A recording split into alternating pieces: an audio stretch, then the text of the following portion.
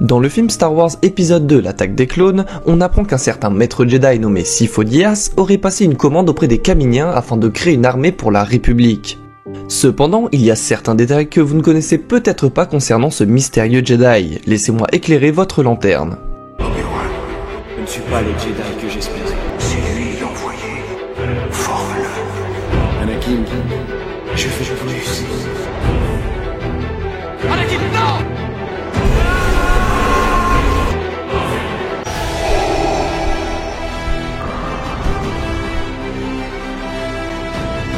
Dans cette fameuse scène, Obi-Wan explique au premier ministre de Kamino que cela fait presque 10 ans que le maître Jedi Sifo Dyas est mort. Mais afin de comprendre un petit peu mieux ce qui s'est passé, revenons un peu en arrière.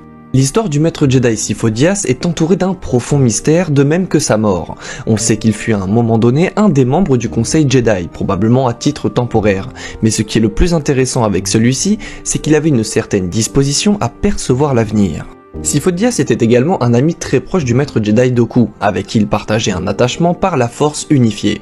Lorsque Qui-Gon Jinn, l'ancien padawan de Dooku, fut tué par un seigneur Sith durant la bataille de Naboo, il semble que Sifo Dyas perçut l'impact que cette mort avait eu sur son ami, et il pressentit que Dooku allait quitter l'ordre Jedi et fonder le mouvement séparatiste.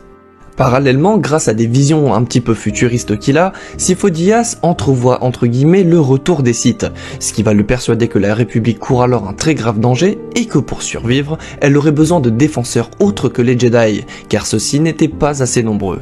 Sifo Dyas prend donc les devants et va donc voir le Conseil Jedi. Il leur fait part de sa fameuse vision concernant le retour des Sith et de son idée de créer une armée. Et c'est là que le Conseil va commettre une grave erreur, ils ne vont pas du tout le prendre au sérieux et vont juger son idée beaucoup trop extrémiste.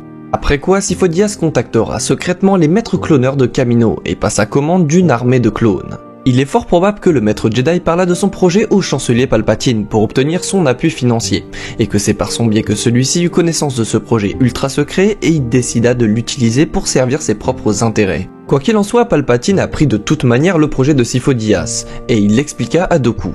Et oui, car à ce moment-là, Dooku avait déjà été séduit par le côté obscur de la Force et était déjà devenu l'apprenti de Dark Sidious. Cependant, avant que Sidious l'accepte réellement comme apprenti, Dooku dut passer un dernier test, le test ultime pour prouver sa loyauté, tuer son ancien camarade Sifo Dyas. Dooku s'exécuta dans des circonstances qui demeurent inconnues et cryogénisa le corps de son ami.